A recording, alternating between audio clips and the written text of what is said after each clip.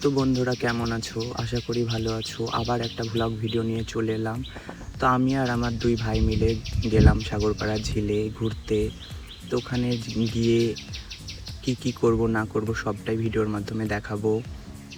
তো দুপুরবেলা এসে দেখি রোদের আলোটা তখন ঝিলের পানির ওপর পড়ে ঝিকিমিকি করছিল। পুরো পরিবেশটা যেন একদম ছবির মতো সুন্দর লাগছিল। তারপরে যেগুলো দেখতে পাচ্ছ এগুলো ছোট ছোট ঝিল।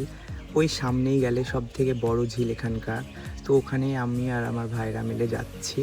তো ওখানে গিয়ে দেখি কিছু মানুষ শান্তভাবে বসে ছিপ দিয়ে মাছ ধরছে।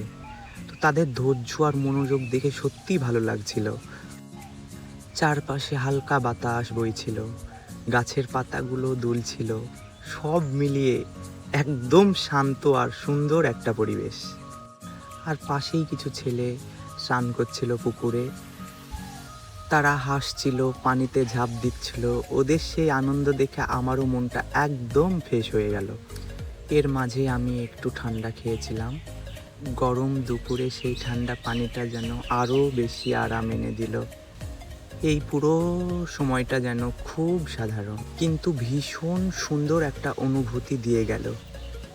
শহরের ব্যস্ততা থেকে দূরে এসে এমন জায়গায় কিছুটা সময় কাটানো সত্যিই অনেক শান্তি দেয়।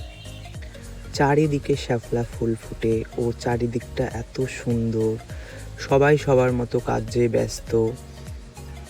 চুপ করে দাঁড়িয়ে এখানে লোকটির মাছ ধরা দেখলাম, যে কিভাবে মাছ ধরছিল।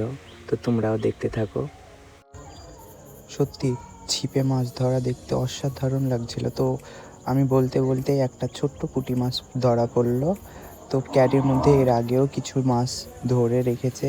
তো দেখো এত সুন্দর লাগছে।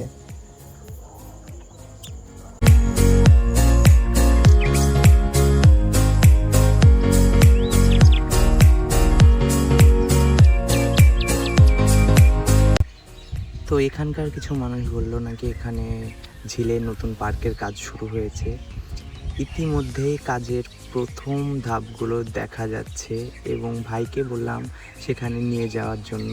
তো সেখানে নিয়ে যাচ্ছে এখন। তো ওখানে গিয়ে প্রথম কাজের ধাপগুলো দেখা যাচ্ছে এবং এলাকা জুড়ে উন্নয়নের একটা সুন্দর পরিবেশ তৈরি হয়েছে।